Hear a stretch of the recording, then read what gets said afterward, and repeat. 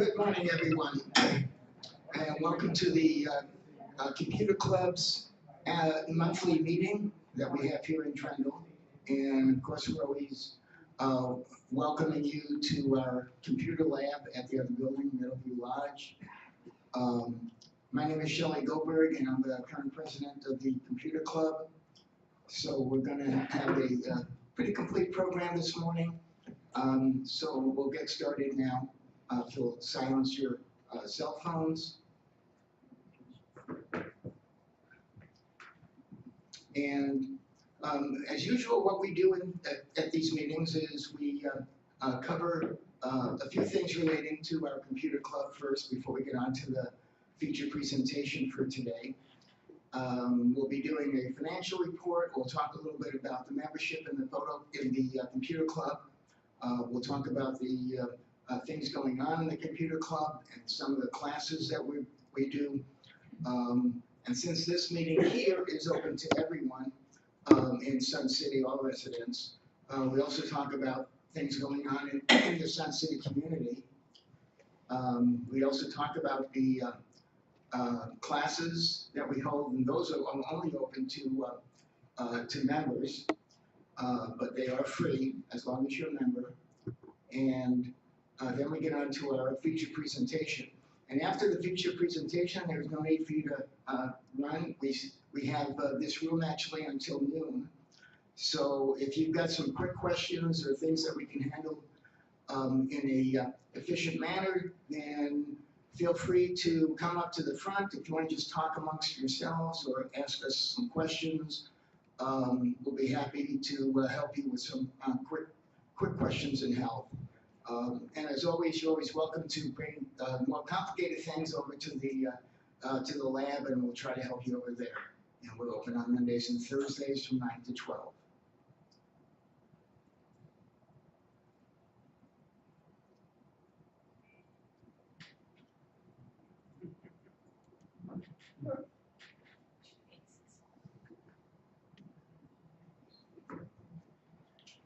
Okay, so first thing we're going to cover is our financial report that's prepared by our treasurer, Doug Nagel. And this is our current report. Pretty much things are the same. The only thing that is different is we have invested some of our reserve money is now in CD accounts. And we purchased a few more of those, so we're actually getting interest on that, which we weren't able to do before. So this shows our reserve fund of $16,000, and that primarily is going to be to replace the computers that we have in the lab. The computers were originally purchased in 2016, and if you do the math, that was over 8 years ago. So it's probably time to replace those. And we also, the bottom line, you can see the Grafton Food Pantry, where for 2025, we've donated $181.50. And each year we donate usually well over $1,000 to the Grafton Food Pantry. And it's from your donations that you put in the jar when you get your donuts and coffee. So feel free to make a contribution there. Our membership stands at 1,306. Our memberships are for 3 years. Yeah, we started doing that even initially when you pay your first $25. That's good for now for 3 years, and it's for everyone in your household. So the $25, if you divide that up, that's like $12.50 for if you have a 2-person household, and that's just a little over $4 a year for each of you, so that's a pretty good bargain. And then after that, you're only paying $15 to renew that, and that again, the renewals are for 3 years as well. So $15, and if there's 2 of you, it's even half of that, and again, it's 3 years, so that's $5 a year for your entire household, so that's a bargain. But you got to remember to renew, because if you don't renew, you go back to the $25 rate. And Monday is St. Patrick's Day, so we'll wish everybody can be Irish for the day.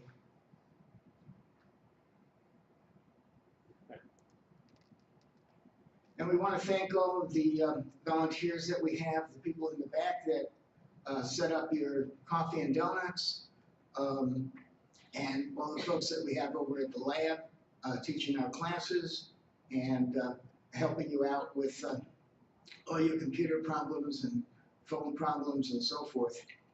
And we're also always looking for additional people. So if you'd like to help out, all you have to do is stop by the lab anytime we're open on Mondays and Thursdays, and we can show you around. And you can come even if you don't want to help, just if you want to see what we're all about. Just come into the lab and say I'd like a little tour, show me around, and we'll be happy to do that for you.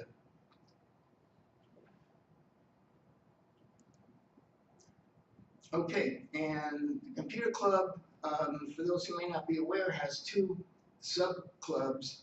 The first is an Apple Club, an Apple Users Group, and that meets on the first Tuesdays, and that's been changed now. It's at 2 o'clock in the afternoon. It's the first Tuesday at 2 o'clock, and that's in the lab. And we also have a photography club. So yeah, there is a photography club in Sun City, and that meets on the first Wednesday, and that's in the evening, and that's at 7 o'clock, and that's also in the lab. And our lab, as you mentioned, is open right now on Mondays and Thursdays from 9 to noon. And hopefully, if we can get some more help, we'd love to have it open on more days than that. But we need more people to volunteer and help out. You don't have to be an expert on computers. We can train you on certain things, and some things we just need help in welcoming people into the lab and showing them, where everything is.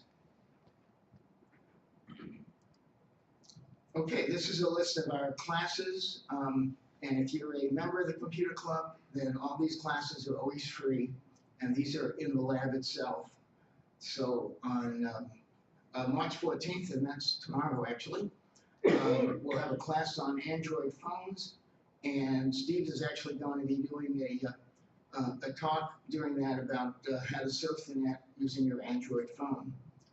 There's another Android phone class on the basics, and that'll be on Tuesday the 25th. And then on Thursday, March 27th, Jeff will be giving a class on creating digital photo albums or photo videos, and that's going to be a similar topic to what we're doing today. And I'll let him talk about that. And there's actually going to be a workshop where you can you'll be able to actually do a hands-on creating a photo album, and that'll be on Monday, April 7th at 1 o'clock. And then we have on Wednesday, April 9th at 10 in the morning, we have an iPhone class. So, and always just check your e-blast that we send out each week, and that will announce more classes.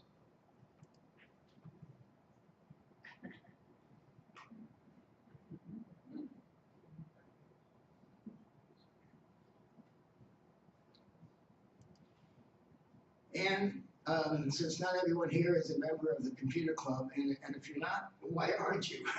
So come to the lab and we'll show you around, and we can sign you up so you can become a member. And here's some of the things going on in Sun City. This evening there's a Toby Keith tribute concert. Toby Keith, he passed away last year, but we can still have him singing as a tribute concert here tonight. On Monday, there's going to be a St. Patrick's Day luncheon and show. So if you want to hear all the Irish music, then show up on March 17th. March 24th is a movie. We have Monday afternoon movies right here in Drendel. And that's the movie You Gotta Believe, which is, it's about a Little League baseball team. And then on March 27th, Rick Lindy, some of you may remember he was here. He did Roy Orbison. He's coming back with a Jukebox Legends show. He's going to be doing Elvis and probably Johnny Cash and a few others. So it should be a fun time. The Sun City Board meets again on March 26th.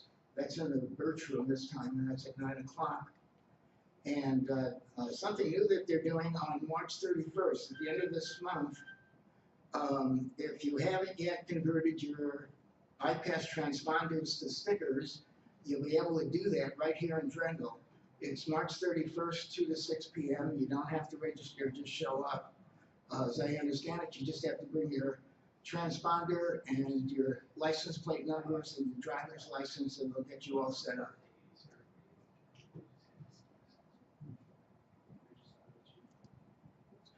And as I mentioned, after this presentation, you're all welcome to stay here. We'll help you out with any questions you might have, or you can just grab a table over here and just socialize amongst yourselves. That's fine too.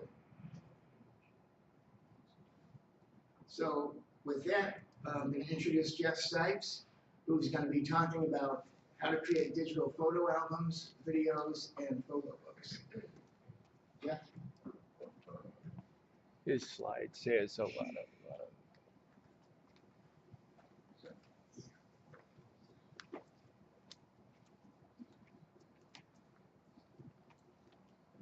Okay, good morning.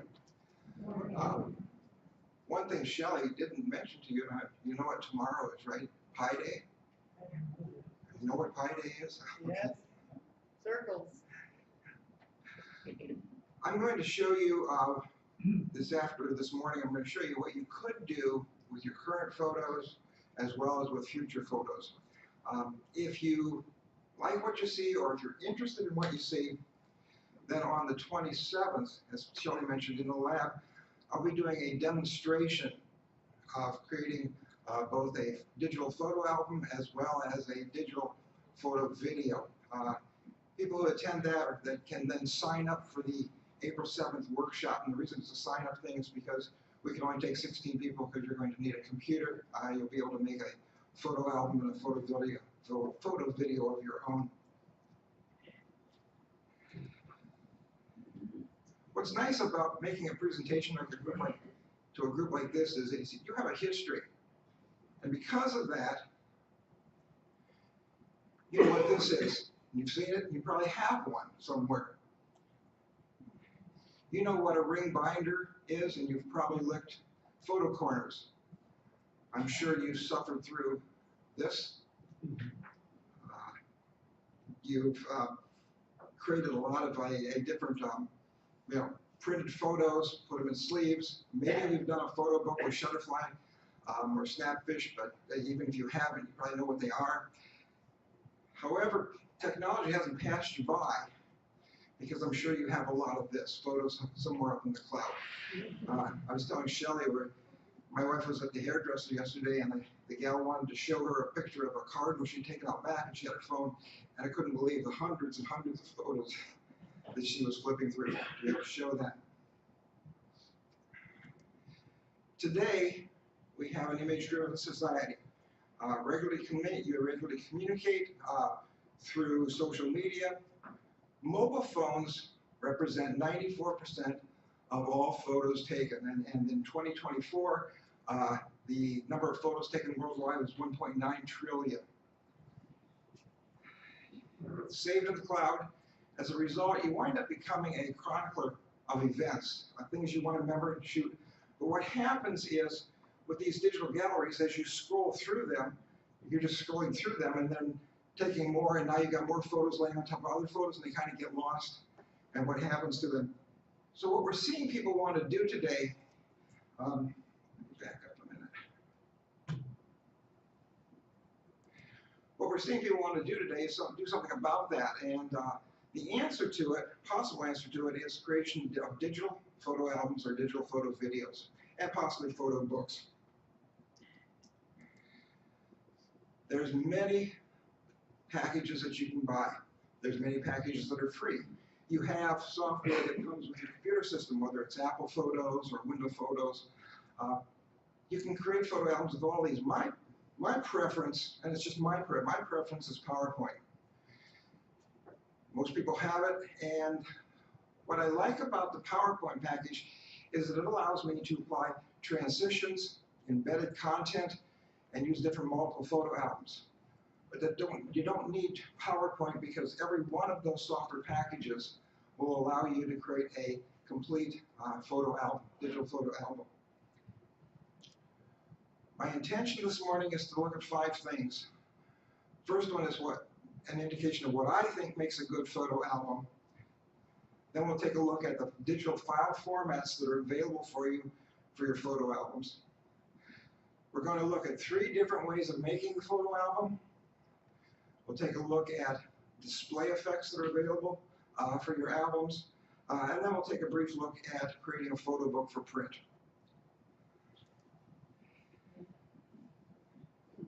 Using the less is more principle is best because it encourages simplicity and clarity in design. Ideally, a digital photo album is going to be anywhere from 20 to 40 pages. Rather than creating one all-encompassing album, my style and my recommendation is to create a set of smaller albums. Focused albums, you can show them individually, or you can combine them into a, into a set. For example, these are the 12 photos that I selected for my photo album of the 1858 Vicksburg Museum. If you've been down to Vicksburg, maybe you've seen the Courthouse Museum.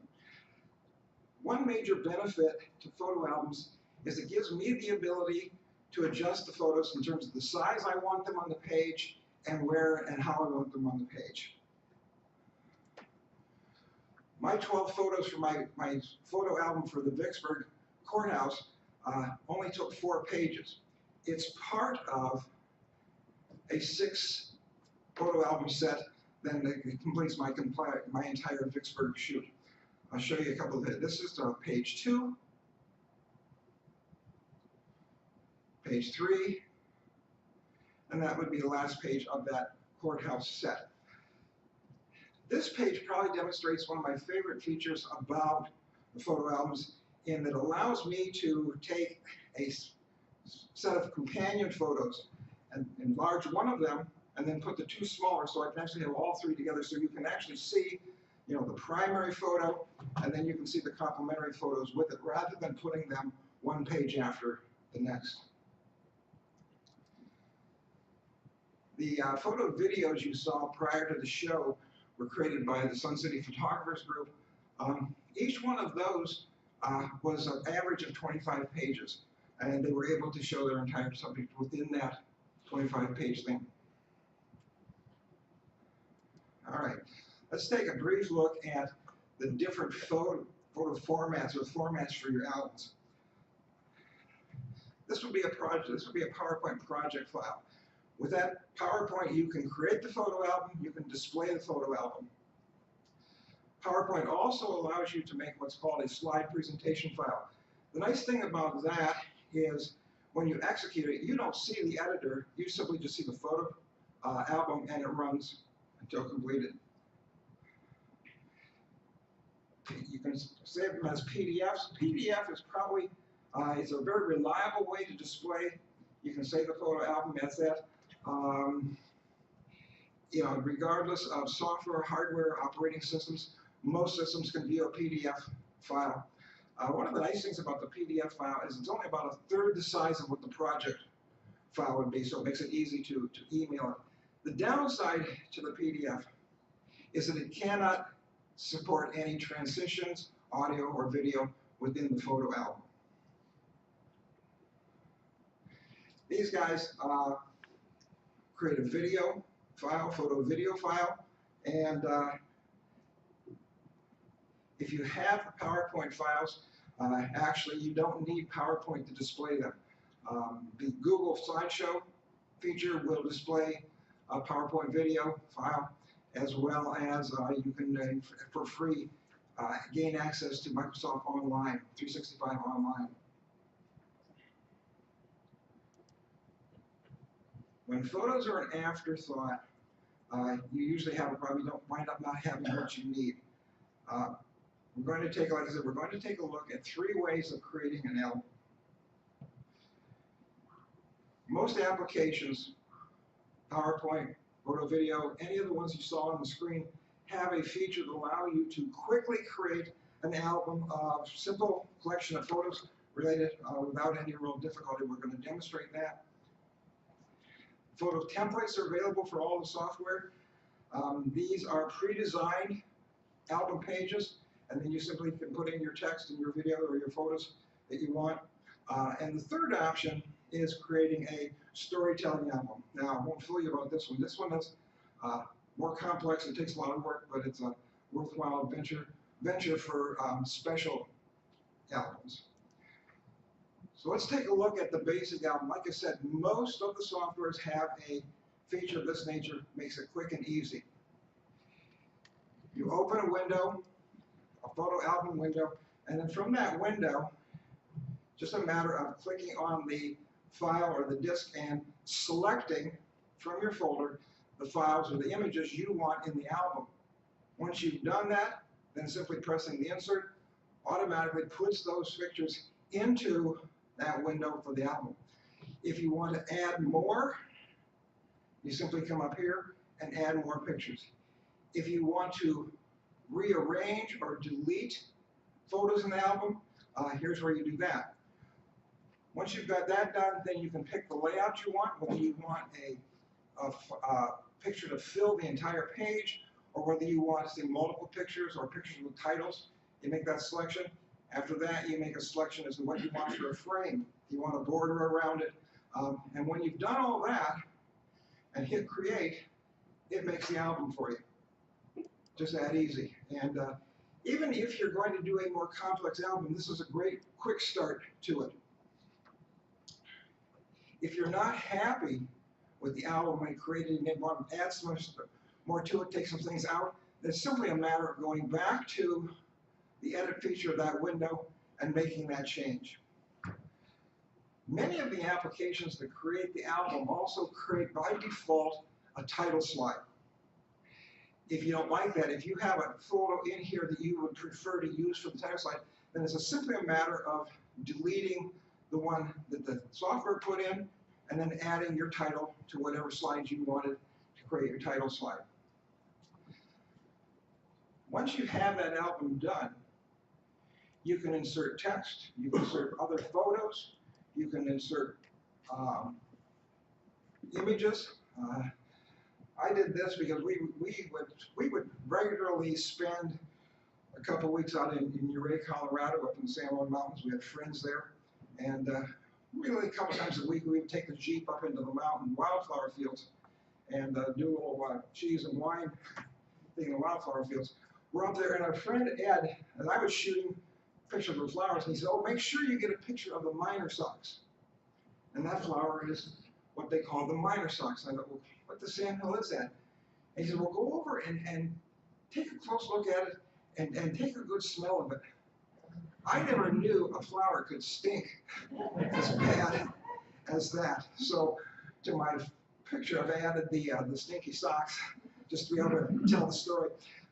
And that's the neat thing about it. If you have an album, and if you're not running it automatically, if you talk about it, it allows you to put things in that enables you to tell a story about that picture or about that album. When you create a photo album, most applications will allow you to put in transition. The transition is simply a way to move from one photo to the next. The key here is it helps, but it can be distracting if you're not careful. Now, as impressive as the vortex transition is, the problem with that is people wind up watching the transition, not the picture you want them to see. It becomes a distraction. Most photo album software has a set of transitions that they've designed specifically for photo album. This one is called the gallery transition. There's another one called the window transition. My favorite, and the one that I prefer, is what's referred to as the fade transition. But they're all there. Like I said, the thing about the transitions help the movement from slide or from picture to picture, page to page, if you will. But the thing you want to be careful of is not that you don't want it to become the show. You want, you want it simply to move to the next picture for the people. So what I've done is I've taken the San Juan's photo album had 20 pages. I've pulled out 7 of them, but I did save it to a PDF file. As a PDF file, it was only 7.5 meg, which makes it very easy for I can email it if I want to. You don't need to put it up in the cloud where somebody can access it. You can email it directly to them. I'm going to show you those 7 pages in Acrobat because it was saved in the PDF. I was going to display it in Adobe Acrobat. Title page.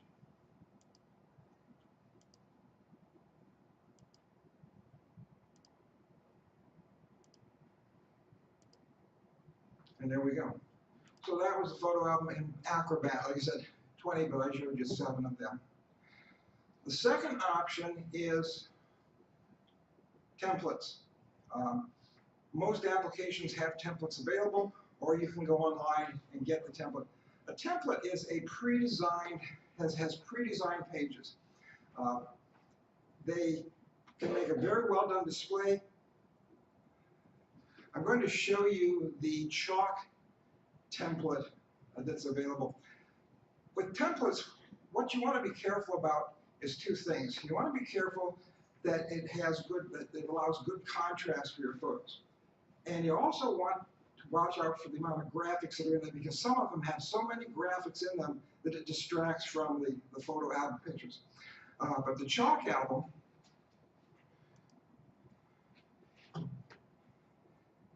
it has 16 different slide options for you, or blank slides so you can create your own. 2 title slides. I picked the title slide with 2 photos. When I put that into the album then, simply a matter of coming in and clicking on the photo page, picking the image you want for the title slide, then editing the title and the subtitle. And there's my title page for my Acadia photo album. Just that quick. I'll show you 5 pages of the album so you can get an idea of what they look like. This is a page, about 4 pages, title and a caption. If you don't recognize it, that's Thunder Hole. Here's Sand Beach. Just simply a slide page that has 2 context boxes and a title. This is Stoneville Bridge in Bass Harbor. If you haven't been to Acadia, it's interesting. Soamesville is a small town on Mount Desert Island, and the town regulation is that every structure in the town must be painted white. Bass Harbor is probably the most recognized and photographed lighthouse in the entire United States. Then this is just one with the title and 3 pages. But that'll give you an idea of what a template will do. So like I said, if you're not into doing it yourself, a template is a quick and easy way to create an album. Storytelling, like I said, this is a lot more work. You've got to decide what design and typeface you're going to use. When you're talking about design, one of the key things here is you're looking for something, again, something that has good contrast so your photos show up. Typeface, it's important that you use a typeface that's consistent throughout the entire presentation. Create a title slide. You're going to need to shoot or select your photos for it. It's always best if you, before you even start to make the album, if you organize them in the order you want them to display. What I typically do with my photos is I will come in and simply append a number to the head of the whatever file name it has, like a 01, 02, 03. So I've got them in order that I want. That way they're ready to go, and when I put them into the album, they come in the order that I want them displayed in. Select a transition if you're going to use that. Create any annotations or narration you're going to add to it. If you have an audio track you want to apply to it, that's fine, but keep in mind there may be copyright issues affiliated with that. So let's take a brief look at it. If you use a stock title page, then you want to make sure that it's consistent with the design you're using for the album. So here's my mountain mining album, and it consists of the album consists of a primary page and then anywhere from 3 to 4 secondary pages to that. I'll show you what they look like. So here's my primary page. In the primary page, every primary page will have a designation as to what the picture is of, where it is, some information about when it was built, when it was used, any other secondary information. And then we move on to the secondary pages. These were shot inside the stamping mill. If you keep the images in the same location, same height, then it moves the transition through it nice, and always keep the text where it's always going to be. Pay attention to how the consistency, how it's going to move from one to the other. The pictures are always going to be here, the text is always going to be here.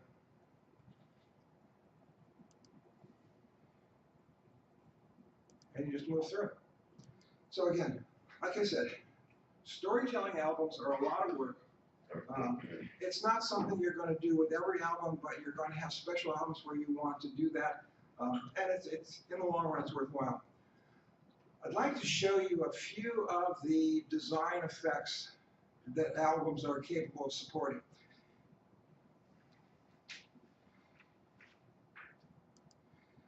A lap dissolve. If you have 2 complementary images, you can use a lap dissolve to be able to fade from one to the next.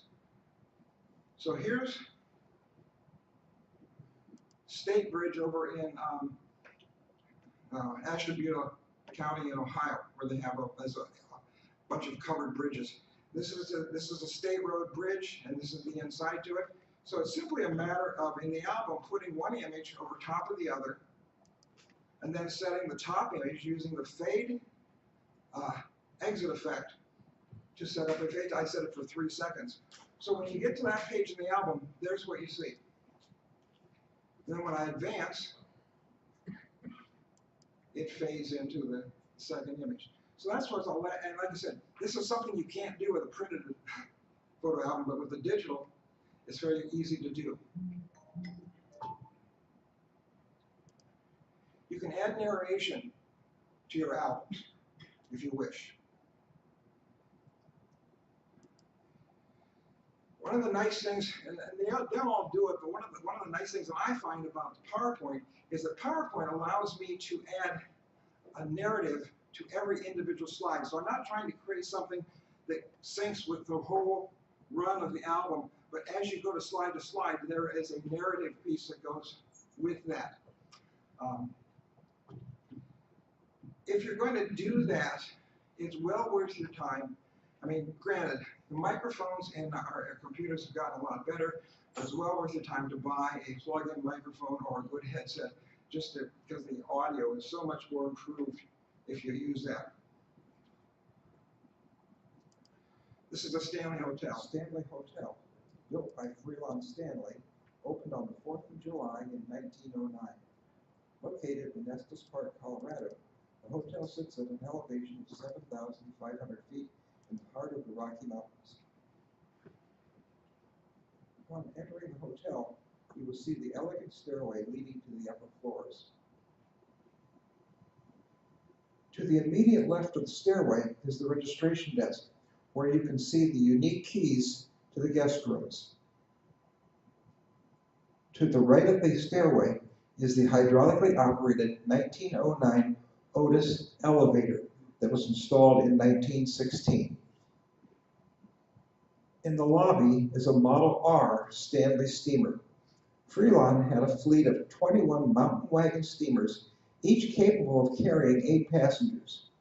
These vehicles shuttled guests to and from the hotel and the train depots in Loveland, Longmont, and Lyons, Colorado. Seen here is the Chickering piano, typically kept in the music room. Freeland's wife, Flora, frequently played this instrument to entertain hotel guests. This complex stairway provides access to the upper 3 floors of the 142-room hotel. Here is one of the hallways to the upper-level guest rooms. Room 217 was checked into by Stephen King and his wife on the last day of the season in 1974. It was during this stay that he was inspired to write The Shining. The word Red Rum was written on the trapdoor to the bell tower by an unknown guest. The staff chose to leave the word in place. If you're not familiar with the works of Stephen King, Red Rum is murder spelled backwards. Recently, the hotel has established a collection of antique fire engines. Leaving the hotel, you get a view of the city of Estes Park and the Rocky Mountains. So that'll give you an idea of what you can do with narration with your photo album.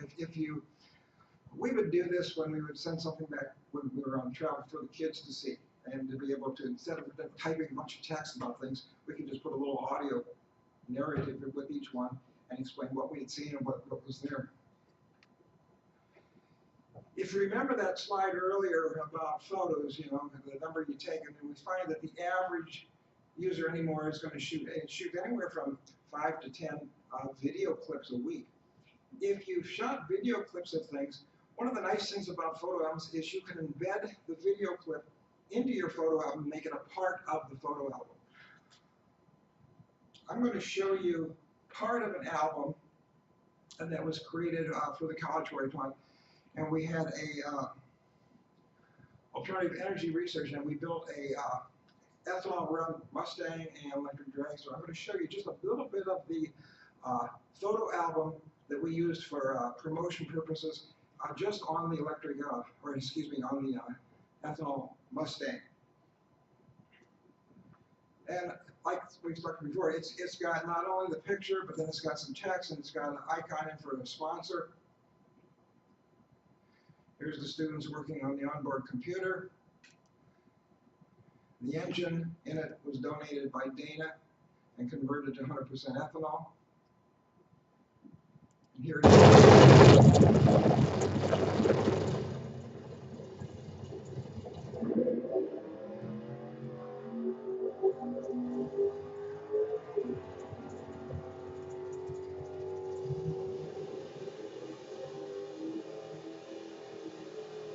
Warming up the tire.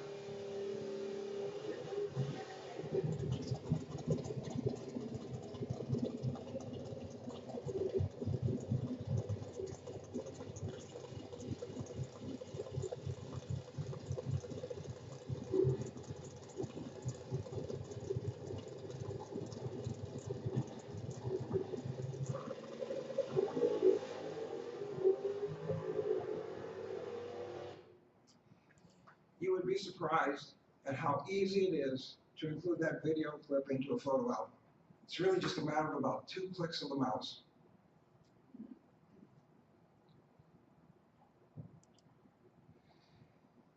You can add audio tracks to it. I'm going to show you about 2.5 minutes, a part of my Western Travelogue series. This would be up in the mining district, and I have created just added an audio track to it so that you can get a feel for what that looks like.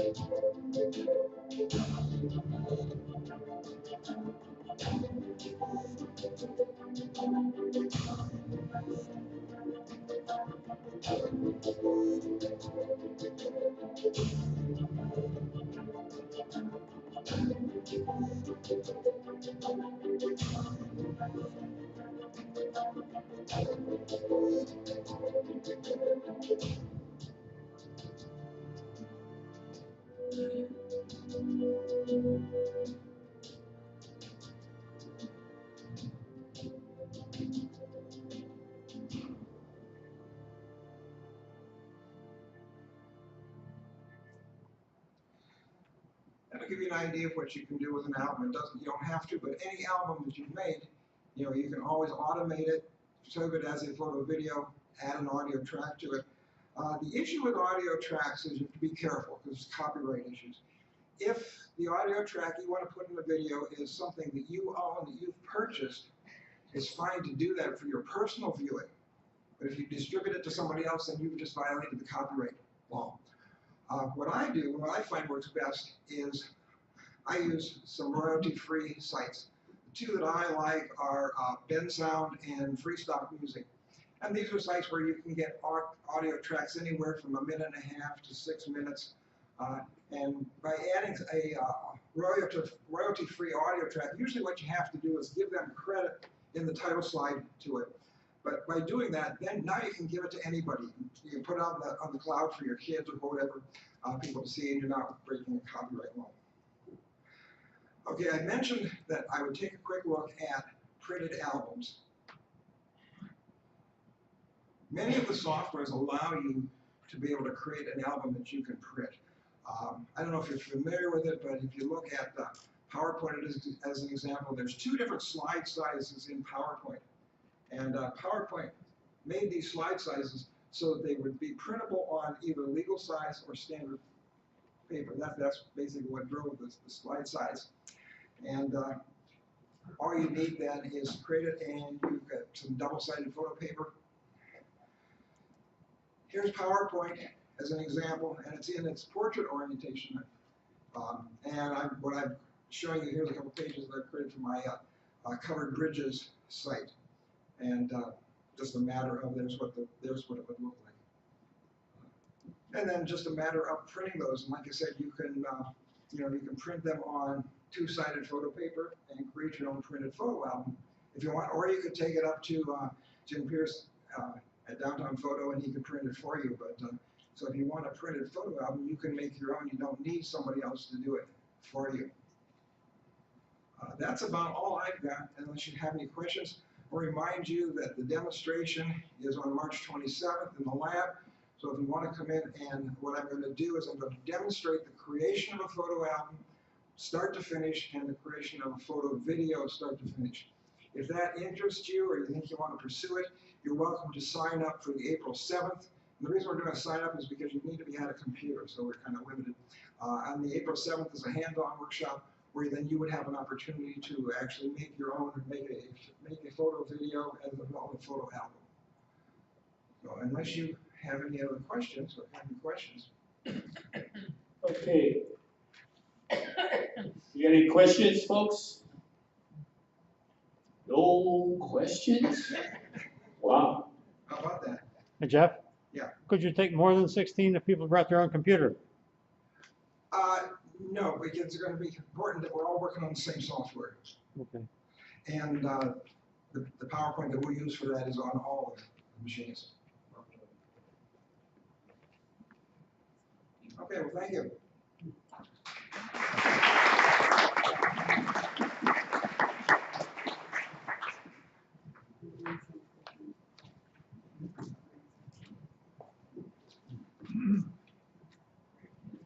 Okay, thanks, folks, and as we mentioned before, feel free to stick around, ask questions, come up front, or just grab a table and socialize amongst yourselves.